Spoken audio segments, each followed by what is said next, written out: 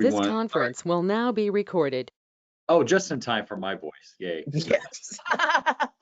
Just want to say good morning. And Judy, your words are spot on. Mark and his team with Alliant, a wonderful partner with Nahara. Mark will be able, I hope at the end of the session, to talk a little bit more about a partnership strategy we've entered into with, not in a salesmanship way, but in a way of supporting tribes and some life insurance strategies and group buying power. And but this is just a great way to introduce Mark and Alliant through a topic that's really critical in our COVID world, risk retention strategies. So no more words from me, because really, Mark, this is your hour. So thank you, Mr. Patrick, and your team. I see Josette and a few others on your team with us. So thanks for joining us. Well, Tal, thank you, and Judith and Janet, thank you so much for having me. We are really honored to be here.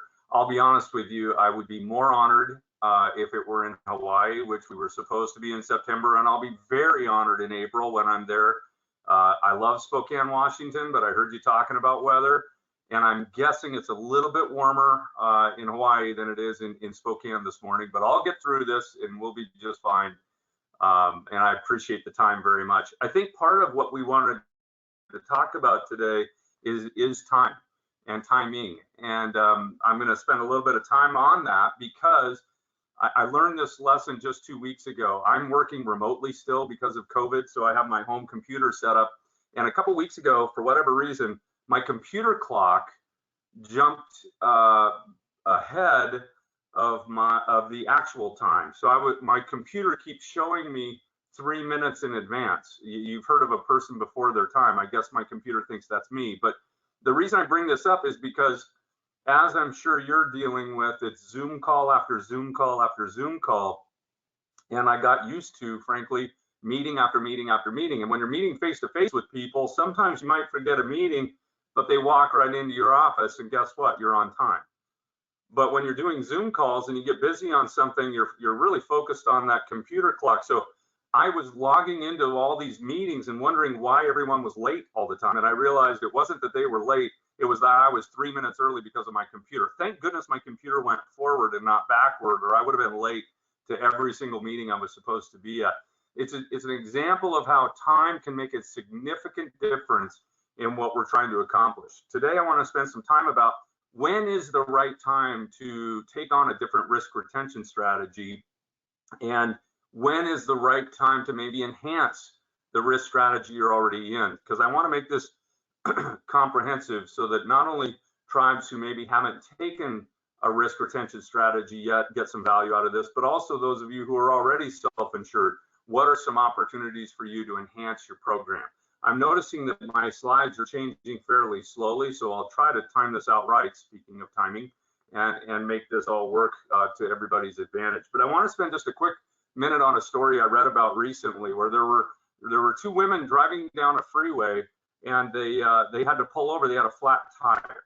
And when they pulled over, they both realized that while they were very successful women in their own right, neither one of them had ever changed a flat tire before, didn't know quite what to do. So they started getting on their cell phones to call someone to help when a red pickup pulled up behind them, and it was a husband and wife, and the husband got out, asked what the problem was.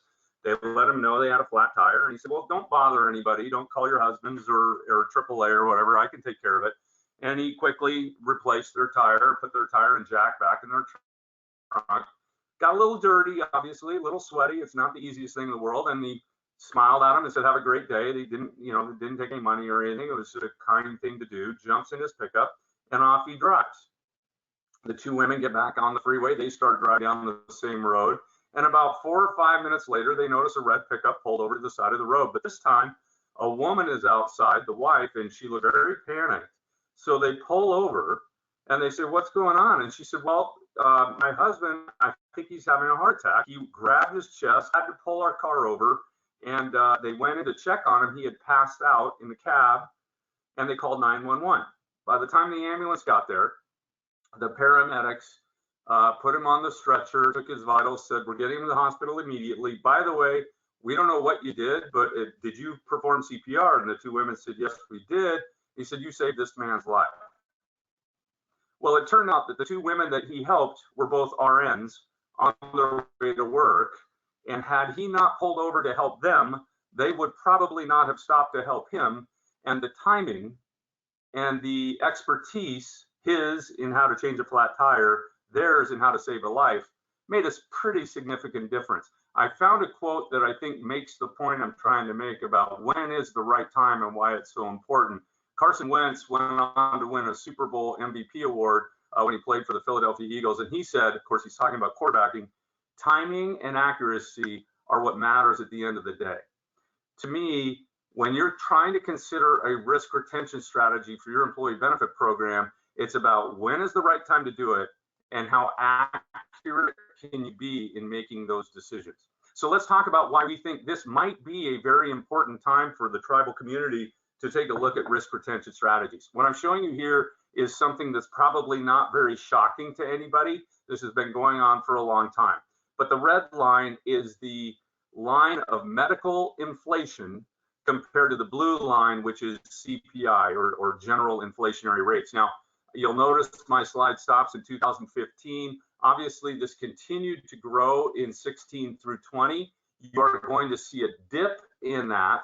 The delta will close a little bit in 21, 22, mainly because of the increased inflation we're seeing today. I just read we're at a record, it's been, gosh, since 1982, I believe they said, since we've seen this kind of inflationary increase in the general marketplace. But this delta right here is showing you the difference as medical costs continue to go up compared to inflation, and that's creating, again, a fairly obvious problem.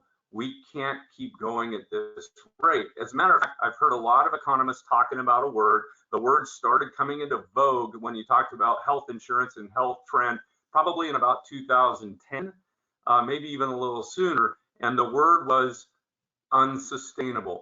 This is unsustainable, is what the economists were saying. What they were talking about was what percent of the gross domestic product is healthcare in the United States. When it was unsustainable all the way back in 2005, it was about 15 to 16% of GDP. GDP, as you know, is every dollar of good and service across the United States, and here's 15 to 16% of it going towards healthcare.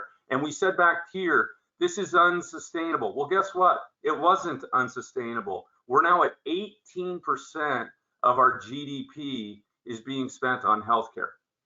Why do I bring that up? Well, I bring it up for two reasons. I don't think this is going to really slow down. I think it might slow down a point or two in the next year or two, and then it's going to spike back up. But I raise this point because one of the economists I heard speak on this about 3 years ago said something that I've never forgotten, and he said, nothing is unsustainable until we as a country decide it's unsustainable. In other words, if we're willing to continue to pay, then that's what we're going to do. We're going to continue to pay at this 18% level compared to back here at the 15 or 16% level until such time that we as a country say enough is enough. What is that doing to employer groups? Another not shocking slide for you all in the HR world. These are premium increases over inflation over earnings. So in other words, a shrinking paycheck mentality. As workers' earnings have continued to climb along with inflation, people were making more than the inflationary rate. You could argue in the last 6 months or so that's not true, but look at what healthcare premiums have done in the same period of time. It creates a significant problem for employers and employees, and of course, employers have done two things. Push some premiums back onto their employees, but they've also started to reduce benefits. As you can see here, the last 10 years, the average deductible amount that the employees are now facing has gone up way higher than overall inflation. In other words, the bubble is starting to burst. Employers can't afford the increases. The society is not changing. Those increases aren't slowing down. So what can I do? I've got to figure out a way to cost shift and make this all work for me and my employees. So when you think about all these phenomena, one of the questions that we constantly get is, well, why in the world is this happening? I mean, what is going on with medical inflation and why is it so much higher than CPI? And the answer, unfortunately, is there are a number of factors that go into medical inflation that you as an HR director, quite frankly, can't really control. A couple of those would be medical technology. When you think about what's going on in the medical field, I've used one example to make the point. MRIs have gotten better. We are better at imaging than we've ever been in our history as a country, but it comes with a price tag. When I was growing up, an MRI was a black and white piece of film. Today, an MRI is a color, three-dimensional graphic on a computer screen, and the cost for that MRI, as you can see, have gone from under $1,000 on average to about $2,500. That's a national average. When you get into some sophisticated MRIs, the price point goes up significantly. So technology is improving medical care, but it is not at well, it's not free. Let's put it that way. The second major phenomenon that's going on with medical inflation is our age demographic. No surprise to anybody on the phone, the baby boomers are moving through the system. Here's what you need to know, and it's a little bit of a depressing statistic, but for those of us who are over 50, we might as well face reality, and I'm in that category. But the human body begins to break down at 50. Now you can let that, hopefully you're working out and eating right and doing all the right things, drinking lots of water, and maybe your body holds up better than most. But statistically speaking, we start encountering more and more healthcare from 50 throughout the rest of our lives. Well, in 2010, the 65 and over population increased in those 10 years from 12% of the population to 17% of the population. I'm choosing 65 and older because that's the best governmental stat we can have, and because the government starts paying for most of us at that point on Medicare, although for a lot of us who were born in the baby boomer generation, it might be 67, 68. But the point is simply this: healthcare costs at age 65, and this will probably shock you. All the money you've spent on healthcare from birth to age 65, from 65 till death, you'll spend 3 times that amount. So if I've got a lot of people entering age 65 in my population, and I know those people are going to cost me a lot of money as a country, that's what's causing medical inflation to rise so much faster than normal inflation. And finally, prescription drugs. Again, great news. We are developing prescription drugs that are saving lives, that are curing medical conditions, that are managing medical conditions better than ever, but it comes at a cost. In the last 7 years, 63% more people are taking a drug that costs $50,000 a year or more. Think about that for a minute. That's an overwhelming number. Back in 2010, only 3 of the drugs that were coming onto the market were what were considered specialty pharmacy. Specialty pharmacy are drugs that are biomedical in nature. They require special handling. They're very expensive. You might have to go to a doctor's office to get an infusion, something like that. Back in 2010, 3 of the top 10 drugs in spend were specialty. Today, it's 9 out of 10. Those drugs are very, very expensive, and they're driving the drug trend up and up and up. So under this horrible, depressing slide that I've just laid out for you, and I don't mean you, but we've got to face reality, you're probably thinking, I need a strategic reaction. Here's one. Maybe I'll buy insurance to stop my insurance from going up. Well, as an insurance salesman, if I could sell you such a policy, I'd be the rich guy in town. Unfortunately, I'm not that rich because we don't have that policy. You're not going to be able to stop a lot of what we're talking about today in driving healthcare spend. But when you retain your own risk, you might be able to do a couple of things for your drive would be very beneficial. The first is, and you'll notice I'm not being cost savings first. Part and parcel of cost savings is changing the culture of the work site. And when you're self-insured, if you can communicate the strategy correctly to your employees, we're all in this together. Our dollars are your dollars are our dollars. It isn't a black hole called an insurance company, it's us. When you have that type of a culture, you might be able to teach your employees how to use healthcare more effectively so that they not only save money, but improve health. The second goal is, of course, to save money. Now, how are you going to save the most money? The way you're going to save the most money is building a better culture. But in the short term, can you save money by carving out some of the margins, carving out some of the expenses in a fully insured market? I believe yes, and especially with that second bullet. Tribes have a very unique opportunity to take advantage of some government programs that other employers cannot get to that can greatly improve your self-insured model. We're going to talk about those a little bit later. I want to show you a couple statistics first, because a lot of you may be thinking, when's the right time to take this leap of faith? And I'm telling you, probably now. This is a statistical slide to show you how many employers are self-insuring by group size. And you'll notice that all large firms, and in this slide, large firms are defined as 200 employees or more. If you've got more than 200 employees, 84% of your benchmark is self-insured. And what's really interesting is 23% of firms under 200 are starting to consider or are actually making the move to self-insured. Why is that happening? Part of the reason it's happening is because we're getting better access to healthcare data than we've ever had in this country before. And I would tell you that you want to talk to your broker or consultant about data and how they get it in a fully insured and a self-insured model, how they utilize it to help you make strategic decisions. Because with data, you can start zeroing in on strategic plans that will affect the cost of your healthcare and improve healthcare for your employees at the same time.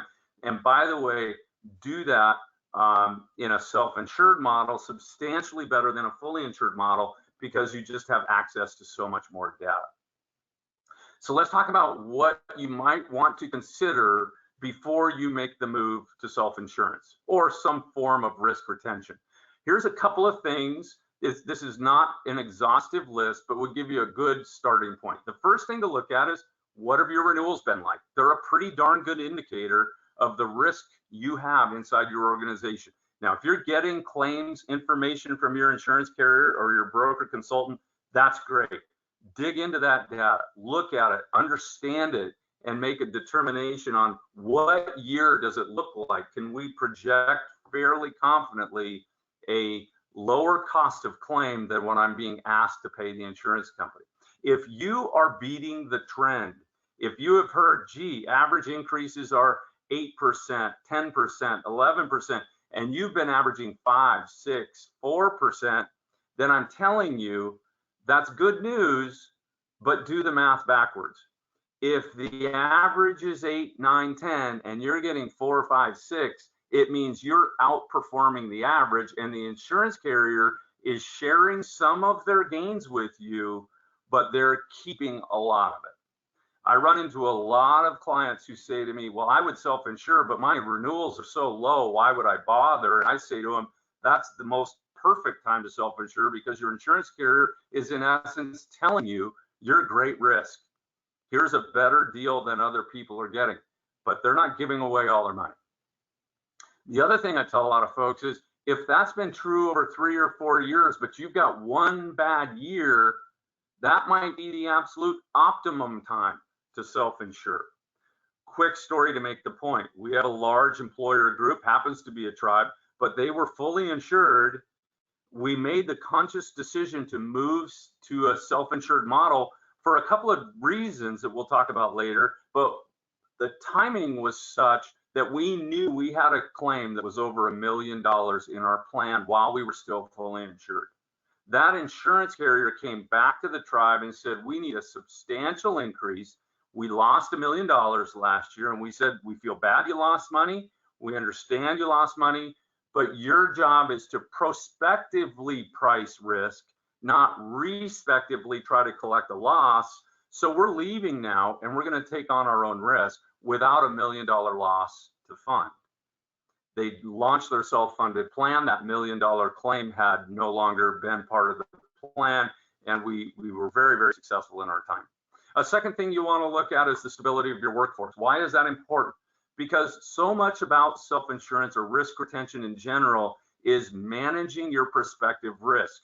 The easiest way to predict that is to know that I'm insuring the same group of bodies in 2022 than I had on the books in 2021, and I'll probably have those same bodies in 2023. If I'm suffering very high turnover, that means I've got a lot of bodies who I was counting on spending X dollars on claims, but I'm replacing them with a body that I have no idea. What if I lose a 28-year-old single male, healthy as a horse guy working for me, and I end up hiring a 47-year-old male who happens to have a spouse with MS that I didn't know about. And now I've got a chronic condition coming on my plan. That's okay. That's what we buy insurance for. It's an employee benefit, but it creates substantially higher risk. So consistency leads to predictability, even if, by the way, the predictability is high cost claims, at least I know. Another thing you want to look at is how well you work jointly with your finance department, your CFO, comptroller, treasurer, whatever. Are you able to handle the ebbs and flows that come with risk retention? Obviously, for tribes who are used to writing a single check to an insurance carrier, it's the same amount every month. Well, it might vary by head count, but my premiums are fixed. I can't pay less, but I can't pay more. I'm consistent. When you're in a risk retention model, sometimes that's not true. I might have a month where I pay way less than I expected, but I might have 2 or 3 months where I'm paying a lot more than I expected. Do I have that ability within my organization? Do I have enough cash that I can make that flow? And also, do I have the sophistication working with my finance department that we're not going to be at each other's throat all the time trying to explain what we're doing and how we're funding our program? And then lastly, a fourth element you might want to look at is, quite frankly, what's your credibility? How are your politics internally? From time to time, on a self-insured model, there comes a time where powerful people will want claims paid that the plan document clearly say can't be paid. In a fully insured model, your beauty as an HR director is to be able to throw your hands up in the air and say, it's not my decision, it's the insurance company's decision. Well, when you're self-insured, yes, you're outsourcing some of those decisions to your administrator to make a call, but at the end of the day, you can always override that decision. So you've got to have the backbone and you've got to have the political clout to be able to stand tall and tell somebody, no matter how important they are in the organization, I'm sorry, that claim's not going to get paid. Sometimes that can be pretty difficult. Years ago, I had a very large employer, multinational, and the CEO wanted a wig paid for. A very important employee to him personally had a disease. She was going bald. She wanted a wig. Frankly, it was clearly cosmetic. We told them that can't be paid. The administrator said you can't pay it. And it wasn't until the HR director and CFO sat down with the CEO together and said, this isn't going to happen, that he backed off. And then we found a way to help out without using medical dollars, and the problem went away. But the point is, you've got to have that political clout to make those very difficult decisions. So for some of you, you're looking at this list and saying, I check them all, I'm in good shape. Some of you may not be. And this is, as I said before, not exhaustive, but it might lead you to talk about, well, are there other ways I can share risk without totally self-funding or self-insuring? And the answer is yes. So just as a quick synopsis, if you're fully insured, pretty obvious what's going on. Fixed monthly premiums. Yes, your experience rating can affect your renewals in subsequent years. Here's another word I want you to get really comfortable with and understand, and the word is credibility. When you're talking and negotiating your renewals on a fully insured basis, you want to know, what is your credibility? What's that mean? It means, how much of my claims are you taking into account when you hand me my renewal, Mr. Insurer? And how much is that based on your own projections on your total book of business? So in other words, if 50% credible, my claims are being calculated at 50% likely to happen again, but they're also looking at their manuals or their underwriting guidelines and saying, this number is 50% likely. Well, think of it this way. If my claims cost $100 and their claims manual says it should cost $150 and I'm 50% credible, they're going to attack me to the tune of $125 when I really only spent $100. So credibility becomes very important in your negotiations in a fully insured market. And that's why we say sometimes experience rating can factor in, but it basically factors in next year. When you're fully insured, it's kind of like the old Fram oil filter commercial. You can pay me now or pay me later. When you're fully insured, the insurance company has to wait until renewal to catch back up. And that's why I say sometimes you want to time it where a bad year doesn't necessarily mean a bad year moving forward, but your insurance carrier is coming to collect, and that might be the perfect time to make a switch. There's an option for you to do what's called a dividend eligible, or you may have heard it called level funded program. What that is basically you're saying to the insurance company, we're gonna act like we're fully insured. We're gonna pay a monthly premium just like we do when we're fully insured. Our experience rates still count for renewal. Everything's the same, except at the end of the year, if we've given you X number of dollars in claims funding, sure, we also paid you for admin and some other features, which we'll talk about in a minute. But if my claims pot of money has any money left over, we get to split that. I get some of that back. You get to keep some of that. Why would the insurance company get to keep some of that? Because if you go over the allotment, they pay all of it. You don't pay any. You're still getting the value of the fully insured program idea, but you're now eligible for a refund if you qualify. You're going to pay a little bit more in fixed costs for a program like this, but it's a great way to tip your toes into the water of risk retention. Another great way to do that is an old style plan called a minimum premium plan. And a minimum premium gets you very close to self-funded. It's actually really quite close. What a minimum premium plan says is I still get to pay fixed costs every month. I have an illustrated rate, can't be changed by the insurance carrier, but they're accounting for how much goes into what's called fixed cost, admin, stop loss, and how much goes into claims. And then each month I pay my claims as I go, but up to a monthly cap every month. I can't pay more than the premium that I'm being charged, but I can pay less and I get to keep that cash flow. So again, best of both worlds, right? If I'm outperforming their projection, I keep it. If I'm over their projection, they pay it. And then at each month that moves forward, if I've gained some money in January, February, and March, let's say, just to make this simple, I was supposed to pay X in claims and it came back $100 less than I was supposed to pay.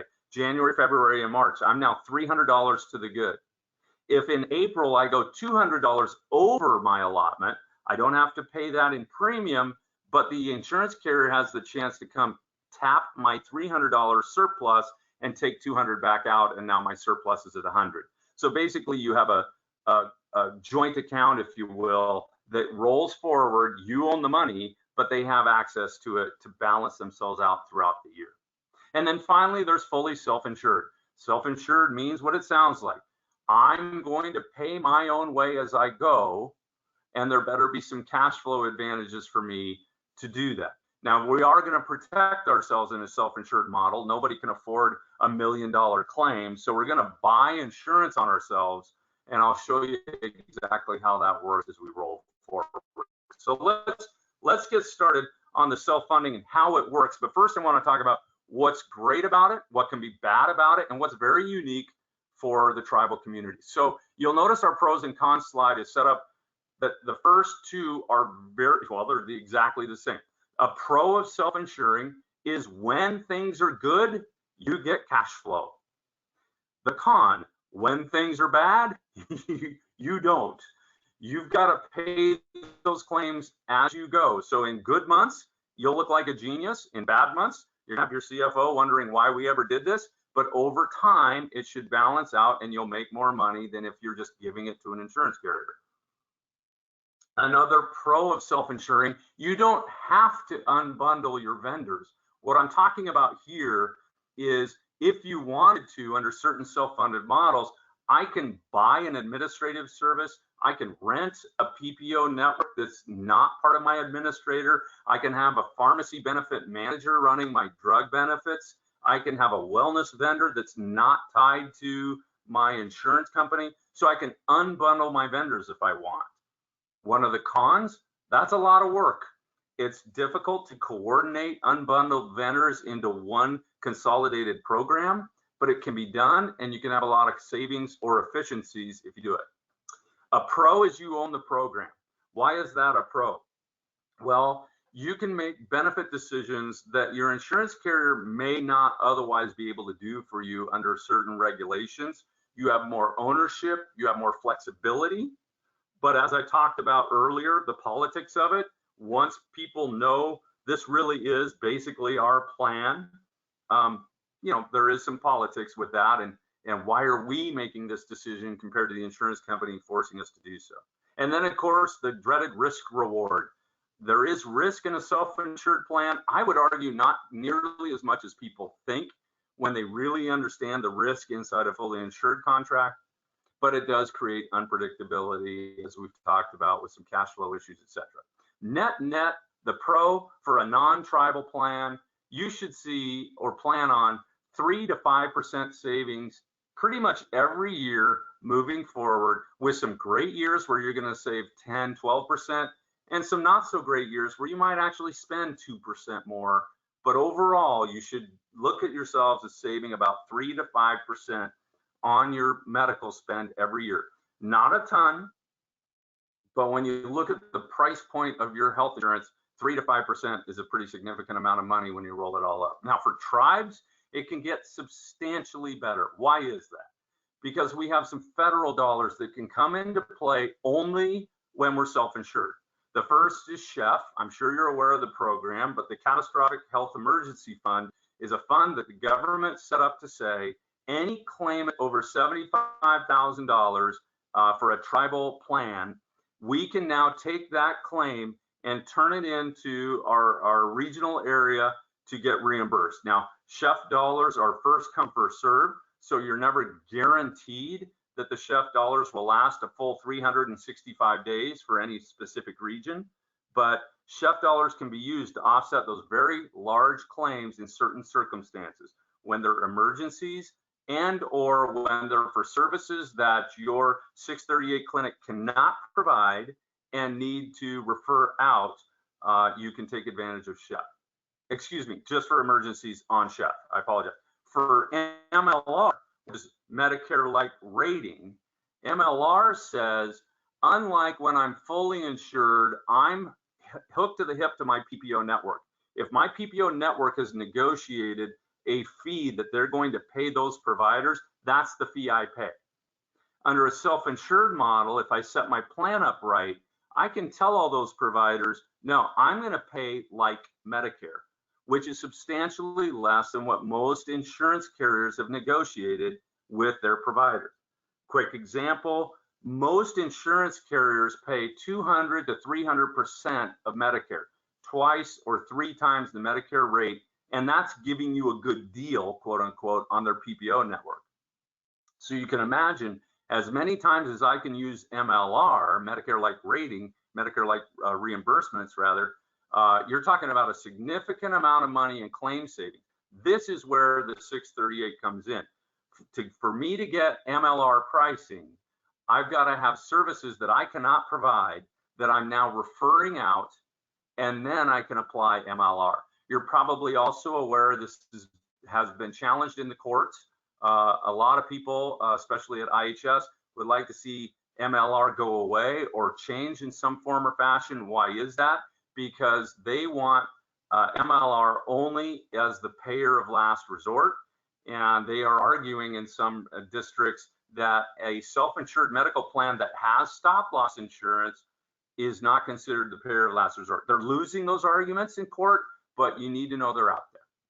2 other possibilities that are quite complicated and take a lot more work than CHEF and MLR are 340B pricing. So if you do have your clinic on site and you do want to do the work to figure out a way to create 340B pricing in your clinic, or potentially with some outsourcing, there are vendors who will do that work for you so you can reduce your drug spend. And then finally, sponsorship. What we're talking about there is, again, difficult. You really need to walk through it and understand the political ramifications of it. But under the Affordable Care Act, tribal members do have the right to join a state-run or federal-run exchange program at any time throughout the year. You are not subject to open enrollment. So some tribes use this as a way to take a very large claim, someone who's got a serious health issue, and double up their insurance by buying them an exchange program, keeping them on their self-insured plan at the same time, but making sure the exchange plan pays first. So now my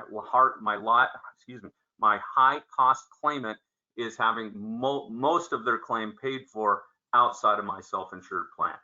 A lot of work needs to be done there. I'm skimming the surface on that. So please hear me when I say not everybody's going to take advantage of those programs, but they are potential.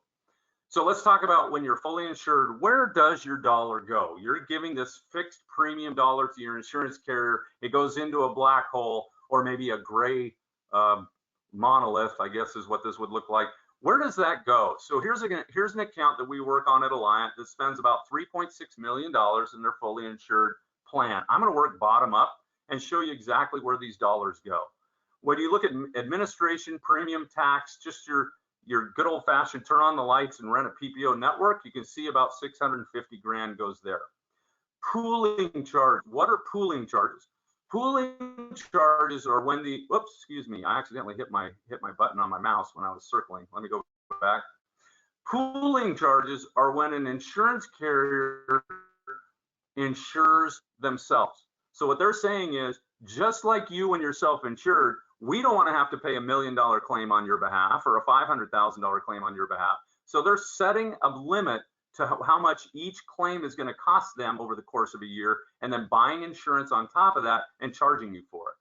That's why I say when you really break down a fully insured premium versus a self-funded premium, there isn't a substantial difference. The claims funding, this is where the overwhelming amount of your money is going, obviously, to pay your active claims. About 1.8 million of the 33.6 million, which may surprise you. Am I telling you only about 50% of your dollars pays your claims? Well, it's probably a little more than that because we put a pretty healthy reserve number in here at $500,000. And once that reserve has been paid for, it's just changes to the reserve. But when you take a look at the value of the reserve plus the active claims, it still only comes out to about 65% of your dollars going toward claims and everything else going toward either pooling, fixed costs, or what's this up here? Oh yeah, margin.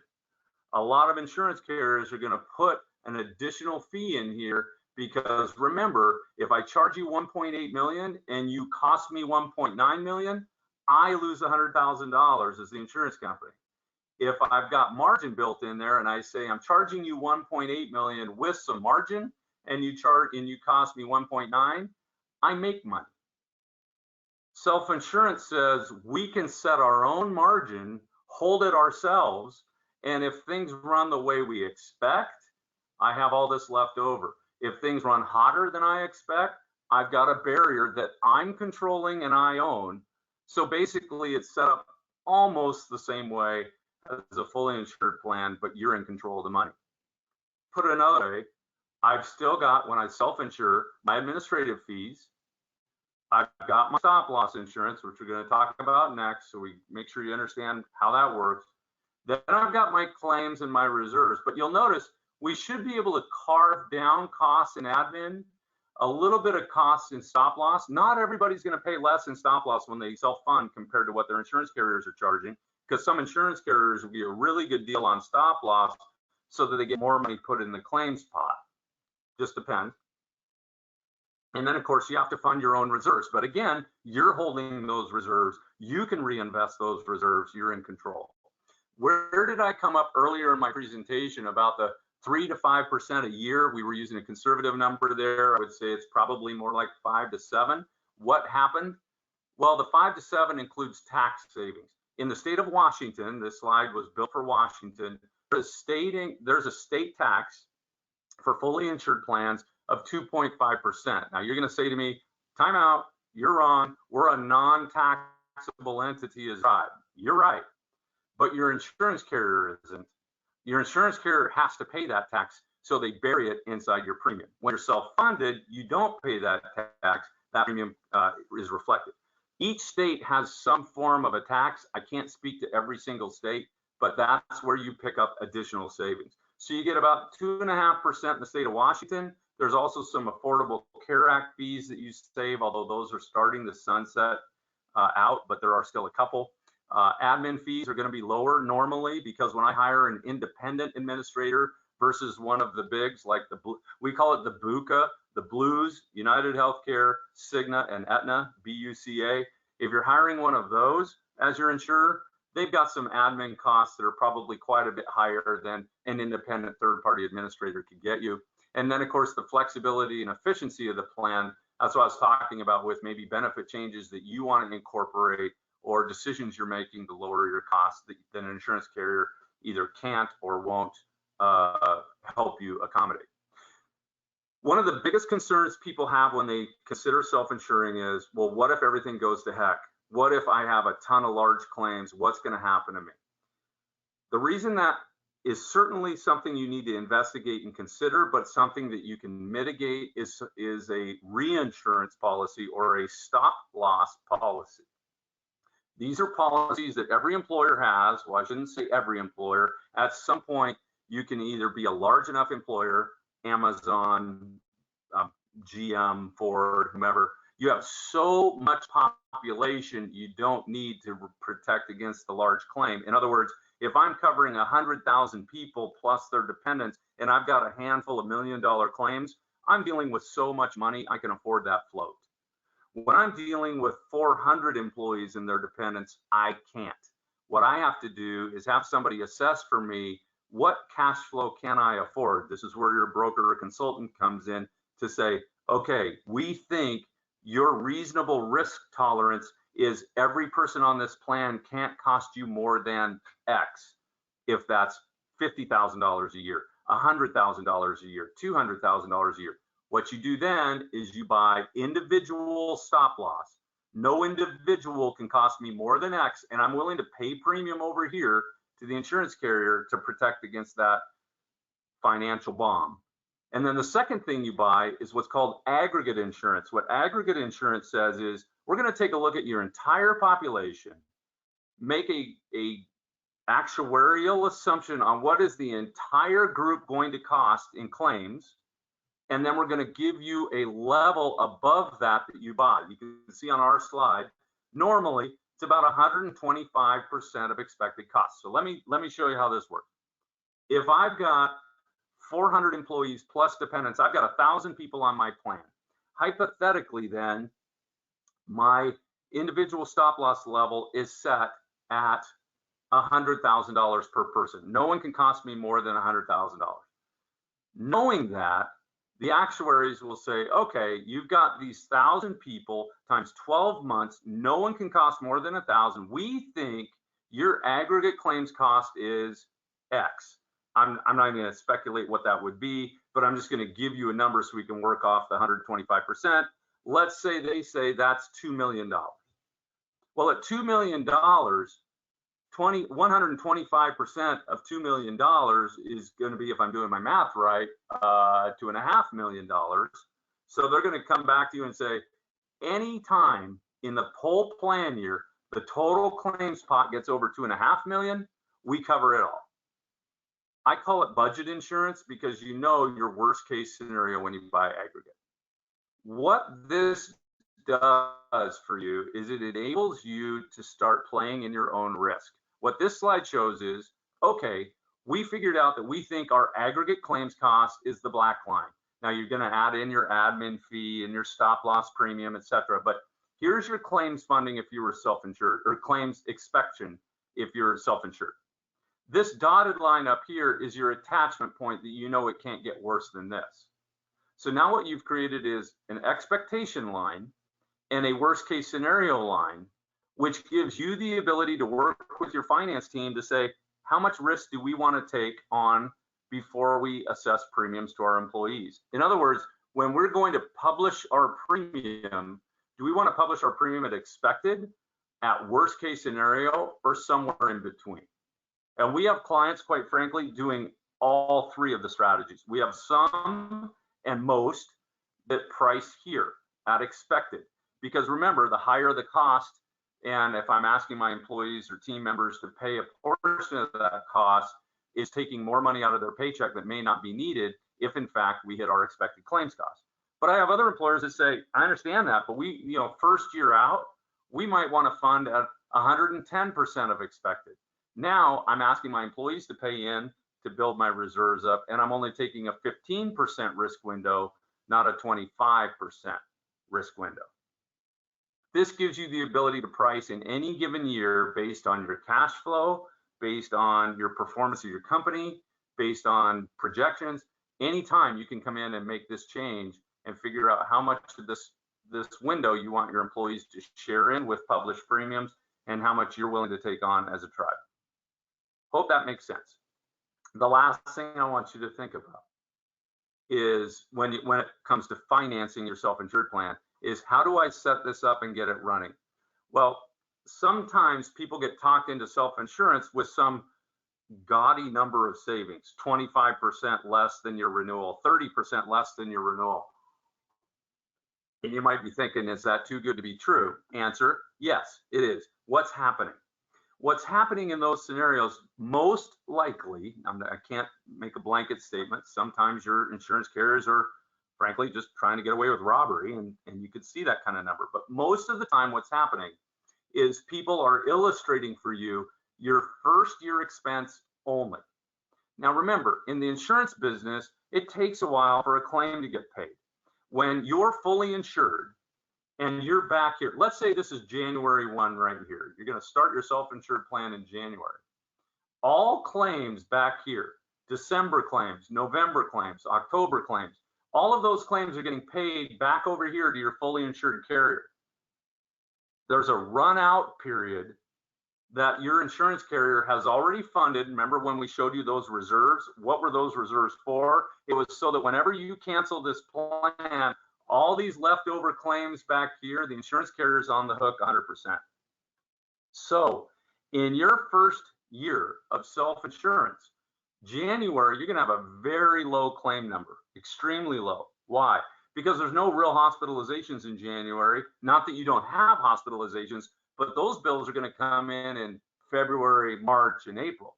What you're going to see in January, quite frankly, is a lot of prescription drug claims because we can process those so fast through technology, a lot of doctor visits, but you're not going to see a lot of expensive claims in January or February. So you can see you're going to start making money on your self-insured plan really fast. If we were budgeting for only expected claims in the first 12 months, the expected claims are artificially low. So when you see a number like that, if you're considering self-insurance, go back to your broker or consultant and ask a very important question. Did you factor in reserves into this calculation? Because what we would advise you to do, what I would advise you to do, is set a funding level that's very flat and consistent throughout the year. This is what you set your premium share with your employees on.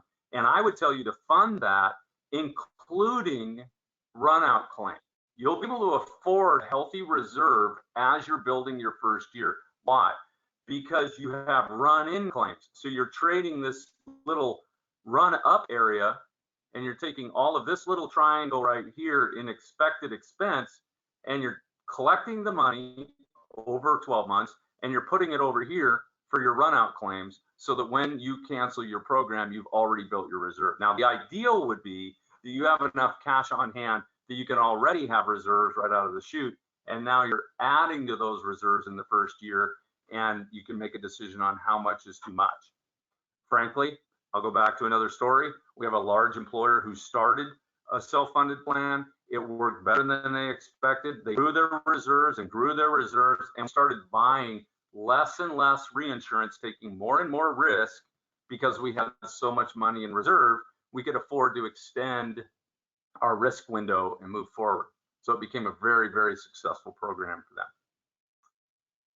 Okay, I've talked a lot about how to self-fund, especially if you are currently fully insured. But I said I wanted to make this an interesting conversation for those of you who are already self-insured. What can we do that might maximize self-insured program we already have? Or if I'm ready to go self-insurance, how do I do that and maximize the value of the program? I'm going to talk about just 6 elements you could consider. There are certainly many more, and I'm not going to get too deep into the weeds on any one of these, just something to think about. We've talked a lot about stop loss already. That protection you're buying against the large claim. Well, let me let you in on a little secret about stop loss insurance. It's legal gambling.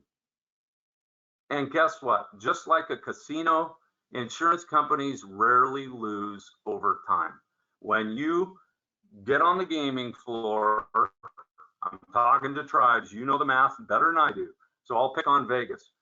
Vegas doesn't lose for long before they start to win again. That's the nature of gambling when you're hosting the facility. When I'm an insurance carrier, I'm going to make sure I'm pricing my stop loss premium to such a way that even if you have a large claim here or there, that I'm going to get my money back out of you sooner or later. And in the years you don't have any large claims, I make hay. I make a lot of money when I'm charging you a couple $100,000 a year for insurance and you never have a claim.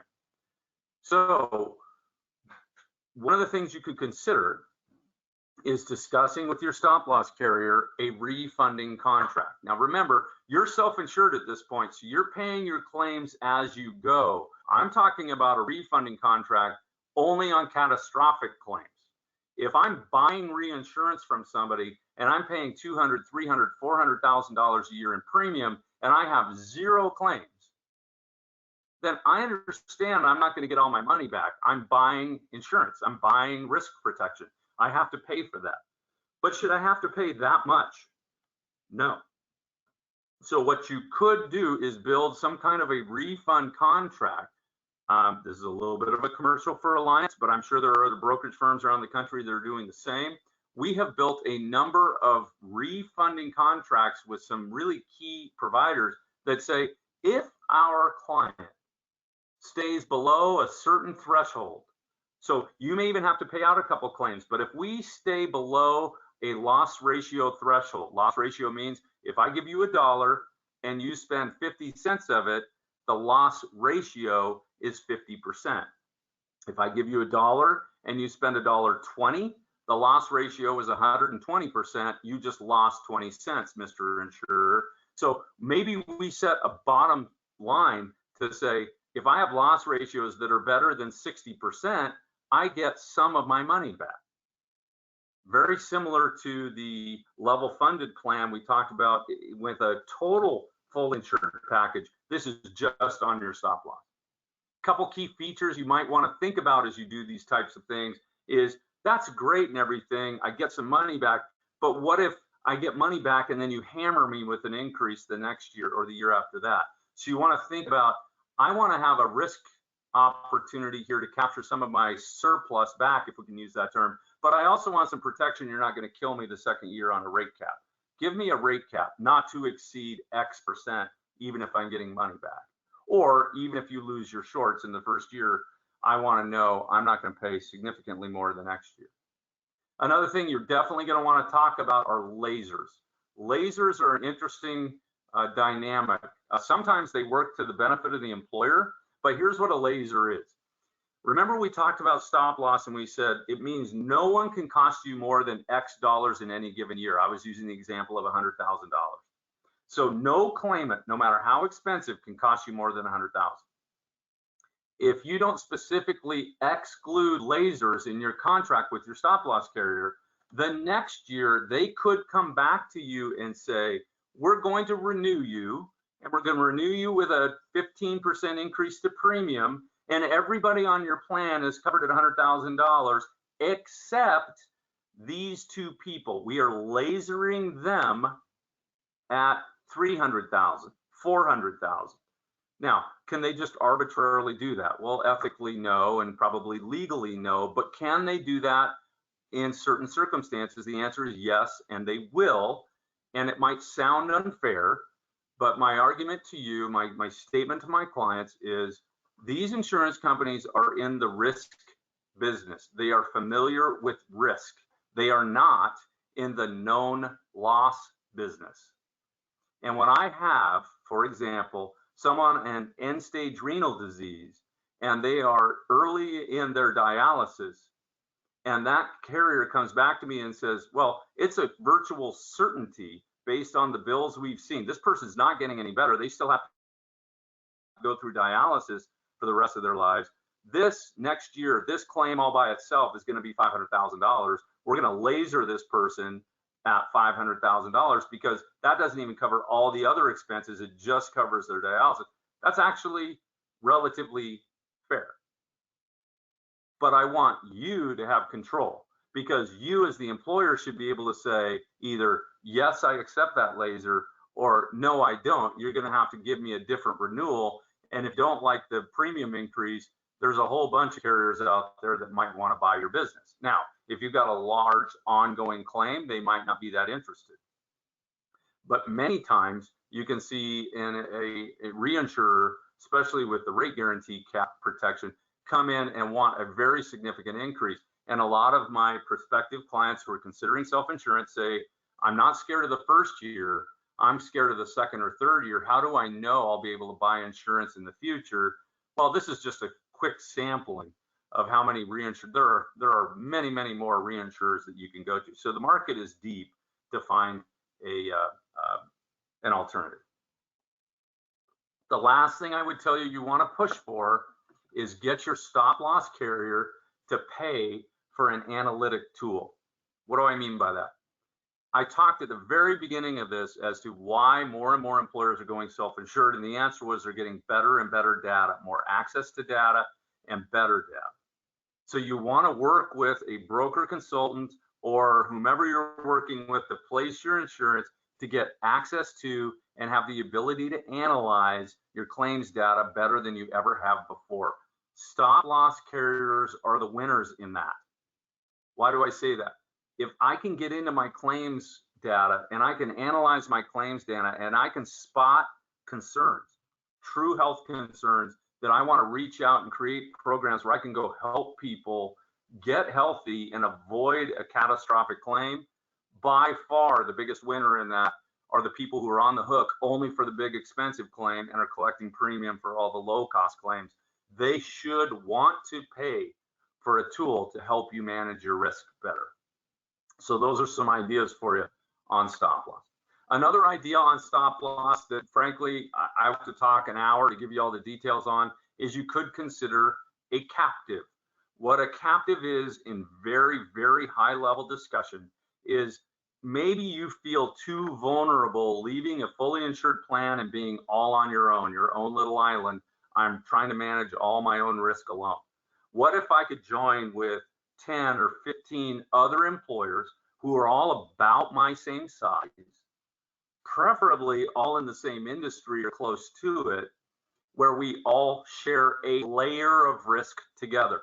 We still have our own plans, we still pay our own claims as we go, but now what we do is we build our own, for lack of a better way to phrase it, our own risk window and a stepping stone before we get to our stop loss contract. Put another way, maybe instead of me buying $100,000 of protection, $100,000 on each person, I'm in a captive that says the first $50,000 are up to you to pay. And then the captive itself, all these people working together will pay the next 50, and then the reinsurance steps in after that. So you create cash amongst yourselves to share in risk, so that if one group loses money, the other groups are helping to offset it, and it works out beneficial for everybody over the course of time, and you actually save so much in stop loss premium that it balances itself out. There are some really cool features to a captive that you should consider if that's you, something to think about. The challenge, of course, is it also creates a shared risk environment. So there could be times where you're paying more than you otherwise would have had to protect somebody else versus just doing it all on your own. So a captive is certainly an option, but in my opinion, if you have a refunding contract with your stop loss carrier, you're capturing about 80% of the value of the captive with no risk share with anybody else. So I would tend to lean that way, but that's another option for it. Second thing you might want to consider is prescription drug management. As I talked about earlier, this is a gigantic cost driver across America. It is not going to slow down. In fact, it's going to speed up. It used to be that prescription drugs were about 8 to 12% of your claim spend in any given year. In today's market, it's more like 15 to 20% of your claim spend. And frankly, we see that going up probably upwards of 23 to 25% of your claims dollars as more and more specialty drugs come out. We are curing diseases. We are managing healthcare through drug versus surgery. So it's a good thing long term, but it's extremely expensive. A couple things you might want to consider. One is an outsourced vendor who might work with you, and I like to call it chronic disease management through prescriptions rather than just prescription management. And this slide kind of tells the story, I think, pretty well. Chronic conditions are managed through medications. What are chronic conditions? Asthma, diabetes, high cholesterol, blood pressure, those types of things. Chronic conditions are driving a huge cost across America, and they're basically managed through prescriptions. So what if I could build a program that identifies my employees who are taking 4 or 5 drugs a month, or have a chronic condition like I mentioned before, or who are on a specialty drug, and I might be able to reach out to them and better manage their care? Could I reduce my costs significantly by making sure they're taking the right drug at the right location at the right time, and making sure all of their doctors are aware of the drug side effects that are going on to make sure there aren't 2 or 3 prescriptions that might be counteractive to each other? One vendor in particular actually does one-on-one consultative phone calls. They do phone outreach to anybody in your plan that they've identified that could benefit from their services. We use them quite regularly now in my firm. And the thing we like about them is we've done calculations on their book of business. For every dollar we're spending on this program, we're getting about $3.7 back for the client by working on a one-on-one pharmacist phone outreach. The reason it's successful, frankly, is it doesn't feel like the insurance company calling them. It feels like an advocate calling them to say, I'm a board certified physician, or excuse me, a pharmacist. I'd like to talk to you about all the drugs you're taking and how we can make your life better. Let us help you be healthier and save you a lot of money. So that's one example of some pharmacy management programs that are out there that I happen to be pretty biased toward. I think they do a really nice job. The other thing that you could do is formulary management. Formulary is that list of drugs that you're saying to your employees, or I should say your pharmacy benefit manager is saying to your employees, if you use these drugs versus those drugs, they're cheaper. Those could be generics, or they could be brand names that are on the formulary list. But just because you have a formulary doesn't mean your pharmacy benefit manager's doing a great job of managing the costs inside that formulary. Let me give you a couple quick stories to show you what I'm talking about that might shock you a little bit. One of them is the first bullet you can see is for niacin. Niacin is vitamin B3. That's all it is. You can buy it over the counter. There's no reason it should be even covered on your medical plan. But we found a client of ours who was being charged $3,000 for lipotropic vitamin B3. That same drug costs $5 at Walmart. So we found that by digging through the covered prescriptions. We found that through data from monthly claims, and we were able to go back to the client and say, we need to get this off your formulary. We need to remove this as a benefit. There's no reason for you to be paying $3,000 when they could be paying $5 at Walmart. Another great example is in the, not just the pill or the prescription, but the dosage amount. A really interesting story on this second drug. It treats ulcers. I'm not going to try to pronounce it, it's too complicated, but our client was covering 1.5 milligrams in the pill. The pill actually comes in 1, 1.5, and 2 milligrams. And as you can read in the slide, the 1 milligram is about $7, the 2 milligrams about $10, but right in the middle is this 1.5 milligram pill, over $6,000 on the medical plan. We caught it in the first month and got that person moved to we actually put them on a 2 milligram pill and saved the plan a significant amount of money moving forward. By the way, you'll notice the last sentence. It was the same pharmacy. We went back to our client and said, not only should we make benefit changes on the, not benefit, formulary changes on these drugs, you need to consider kicking this pharmacy out of your network, because clearly something's going on in this brick and mortar shop, and somebody's figured out a fraudulent system here, and they might be working with a specific doctor. We tracked that back. A second client of mine, that was the case. A second client, we actually found it was the same provider who was issuing the same prescription anomaly. So it appeared, and I don't want to make any radical statements here, but it appeared that the doctor and the pharmacy were working jointly, and it ended up that the doctor got fired and the pharmacy was no longer in the network. So a couple stories for you on how you can track this. One of the ways we found this, I think you'll find this slide interesting, but these are the types of things you want to go back to your broker or back to your insurer or your administrator, I should say, if you're self-insured, and ask the question, can you help me build cases like this?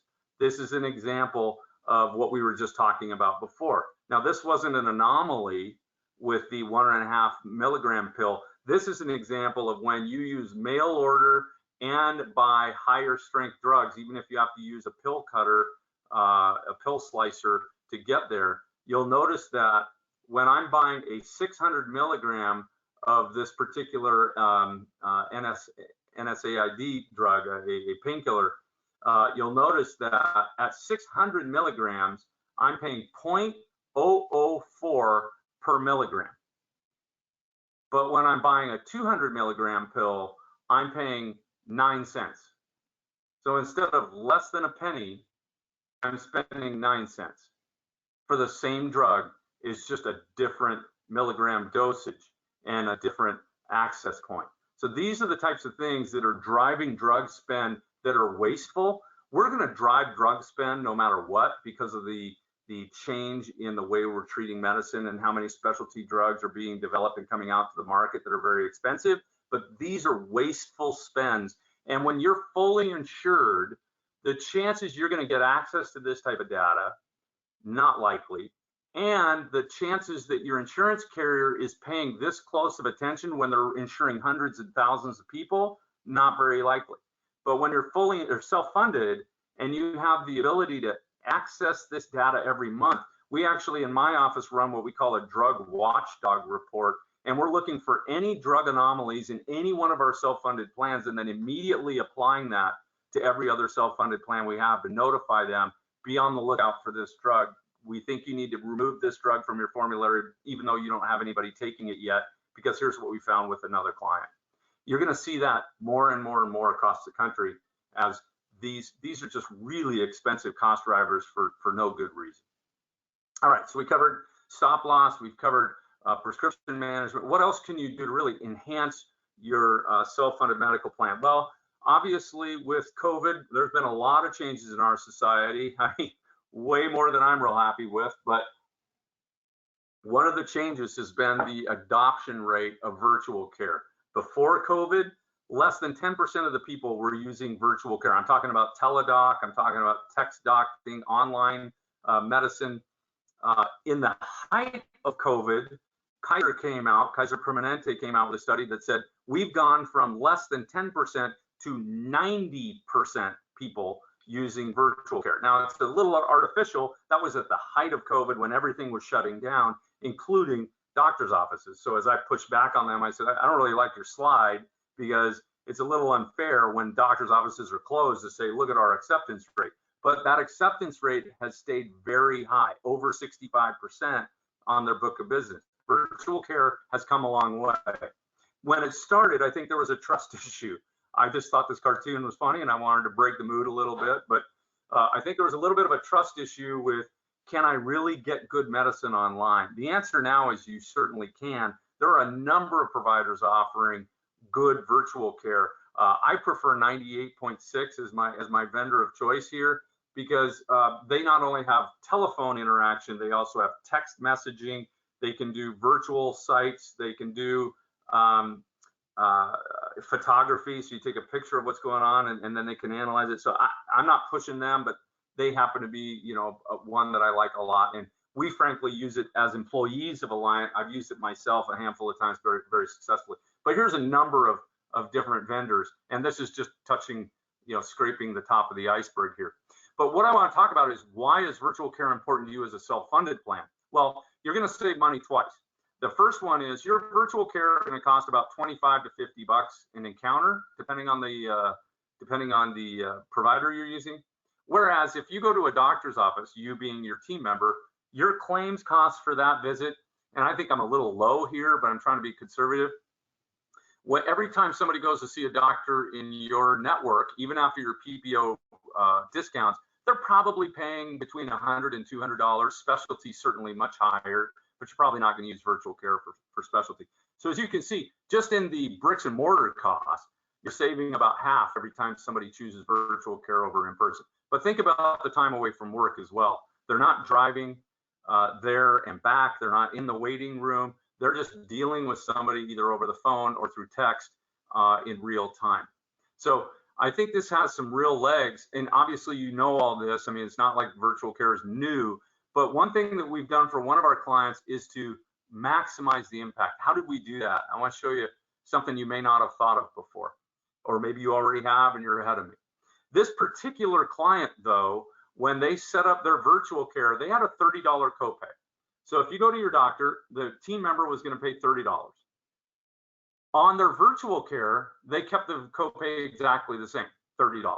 So there was no financial incentive for their employee to choose virtual care over their trusted doctor relationship they had always had. Yes, there were some advantages. They don't have to drive. They don't have to wait in the waiting room, all the things we just talked about. And with COVID, maybe they felt less risk doing it online versus being live, where they might pick up, COVID from somebody in the waiting room. But they hadn't really done the math. So what we said was, well, let's take a look at your member count. And if everybody averages 3 doctor visits a year, that's 2,100 doctor visits at $30 copay.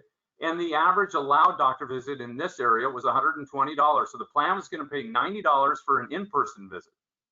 With 98.6, their charge was $39 a visit. After a $30 copay, the plan pays $9. The plan looked at this and said, we never thought of that before. We're paying $90 versus $9.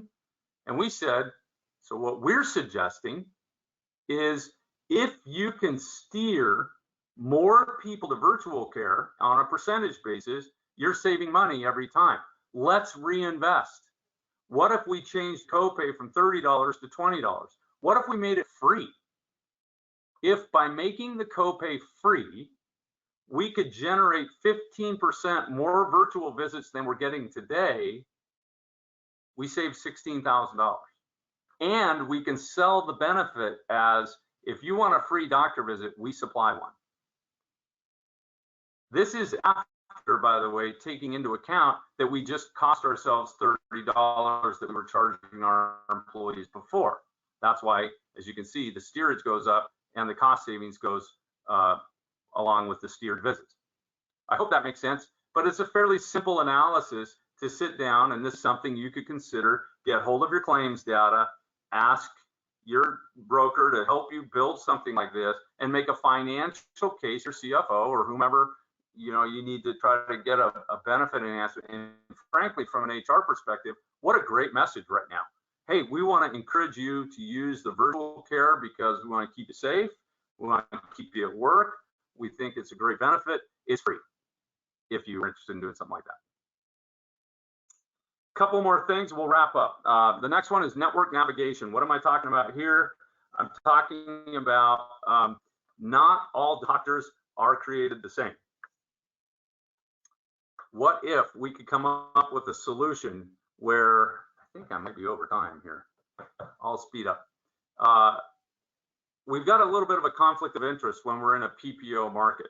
In the PPO market, you're dealing with a situation where your insurance carrier needs to keep their network as broad as they possibly can. They want to make sure they get as many doctors to sign up and hospitals to sign up, because that gives them marketability to go out to their employer groups and say, we're the biggest network. This is who you want. It creates a little bit of a conflict of interest. They're pushing relationship of those doctors over steerage to the highest quality. It's very difficult for them to show true transparency. But I think we all know that not every doctor is the same. This slide shows you why in a traditional PPO model, they kind of are. So in a traditional PPO model, if you go to Dr. James or Dr. Bond, they're both in network.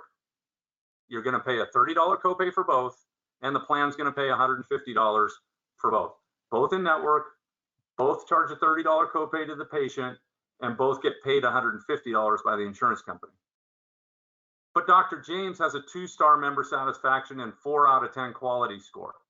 Dr. Bond, everybody loves her, and 8 out of 10 on HEDIS or outcome-based medicine, a better doc.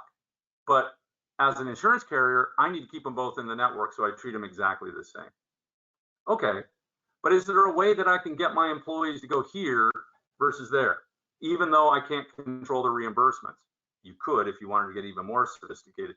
What if I hired a company who had quality scores for each independent provider, had customer satisfaction scores for each individual provider, and was able to have my employees call them and say, I need to get a doctor visit.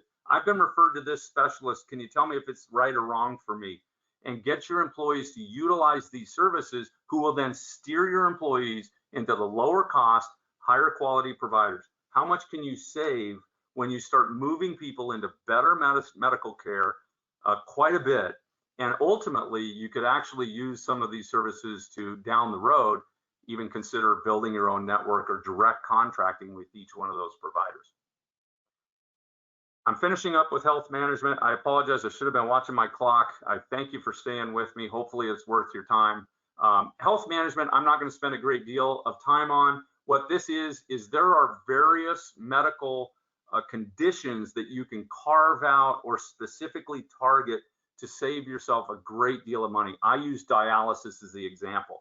There are companies out there, because dialysis is so expensive, and because the market is really controlled by only 2 vendors, DaVita and Fresenius, can you build a program that pushes back on their billed charges and gets into a negotiation without involving the patient and drive those costs way down? The answer is yes. There are some vendors out there doing this. You may have heard the term reference-based pricing. That's not what I'm talking about here, but it kind of feels like it.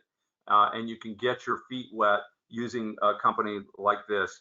And that's something for you to consider. I apologize, but I'm over time. And this is a very complicated topic that you need to consider carefully. But I just want to let you know, those types of programs are out there. This is something less invasive and less controversial. Pretty simple. How do I get the most bang for my buck out of what traditionally was called wellness? I don't like that term. I like health management. How do I maximize that? Well, when you're self-funded, that's the best time to really invest in health management programs or wellness programs. Why? Because the better they perform, every dollar you're saving stays with you versus getting mixed into your insurance carrier when you're fully insured. Sure, you'll get some credit for it, but you're never going to get dollar for dollar out of what you put back in. So if you can build a very successful wellness program, you're going to receive more out of that when you're self-insured than when you're fully insured. This quick slide shows you an example of what we do at Alliant to help our clients. This is what's called the Clinical Guideline Adherence Measure. And what we've done here is taken a look at their actual claims data for this particular group, and we've come back to them to say, all right, in wellness, annual physicals, here's how many people got one. Here's your opportunity for growth. Here's how many people didn't get their PSA who should have. Here's how many people didn't get their preventive exam who should have. You've got blood pressure problems. Look at this one. Here's people who've been prescribed a statin but are not filling it. We have 63 people, excuse me, that we can go after and say, go get that filled. Make yourself feel better and save yourself money. Avoid the the huge claim that's coming. And we break this down in all of these different varieties to help our clients target where they want to spend money on a wellness program or a health management program that will really drive results. Because when you can create ROI to what I call M&I, ROI for M&I. Let's motivate and let's give information. If I give you information, I can't, the old lead the horse to water, don't make them drink. They're more likely to drink if I can show them why the water tastes good. And there's certainly more, I hate to say it, but they're certainly more likely to drink when I'm paying them to do it. money talks and you know what walks. So some best practices for you to consider when you're building a program that's going to have financial measures in it. The low cost or no cost solution that has a lot of financial impact. You do these things for me in 2022 and my premium contribution stayed the same in 2023. You don't do whatever it is I'm building up here and I pay less for my premiums in 2023. It's still completely controlled by the employee. It's not a police action, it's a fairness action, it's an equity action. I always say this to my clients, if you have a high performing employee who gets promoted over a low performing employee, does a low performing employee complain? If so, that'll happen from time to time, but you're justified. Look at their output, look at yours. Why would I treat anyone different in healthcare? I've got an employee doing all these things I'm asking them to do. They get paid more out of, they pay less out of their paycheck for that. You chose not to do any of those things. That's fine. You're just going to pay more. I'm not penalizing you for being unhealthy. I'm rewarding someone else for doing the things that will keep them healthy. They've invested with me. I'm investing with them. Another thing you could do if you have the budget is throw some money at it. I would tell you, frankly, $50 to $100 a year is shocking how much that will motivate people. Raffle prizes always work. Small stuff works. You don't need a gigantic financial impact. And my favorite thing to tell my clients too is look around your culture. Build a culture around something. If it's preferred parking spots, if it's recognition at company events, these things go a long way and cost you very little inside a wellness program. My last slide is designed to scare you, I guess. It's how do you get started in wellness and health management? Well, here's a vendor market and we limited it to, we show this slide to a lot of our clients to say, you're gonna need some help. So you might wanna consider finding someone who's familiar with all of these different structures, sit down with you and build a strategic plan around what can I do realistically? What's my budget? What's my expertise? What's my manpower? And what's my culture ready to accept? And then there's plenty of options for you to build.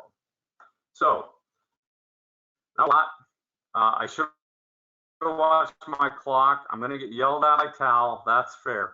But let me open it up and see if there are any questions.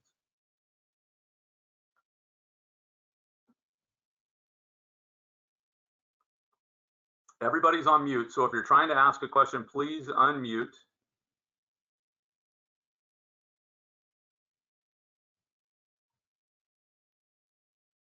And I'm looking through the chats very quickly. Looks like just people coming and going. So if there are no questions, are there any questions at all? I've successfully put you all to sleep. Then I want to thank you all for your time. I want to wish you a very happy holiday season. Merry Christmas. Enjoy your time off. I hope you're taking some. And I look forward to talking with all of you soon. If not sooner, I'll see you all in Hawaii at the National Convention. I can't wait to be there. Thanks, everybody. Bye-bye.